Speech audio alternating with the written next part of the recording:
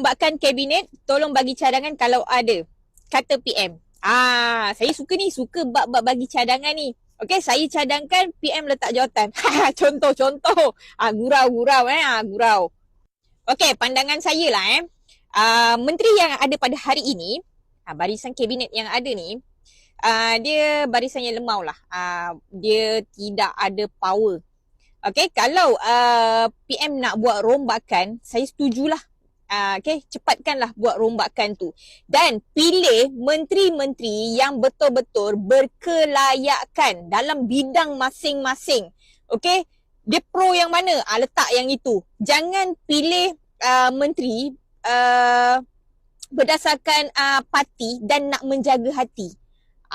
Sebab nakkan sokongan kan. Nak sokongan jadi terpaksalah ambil lah menteri ni sikit. Walaupun dia tak ada kredibiliti pun untuk dia duduk dekat jawatan tu. Berapa banyak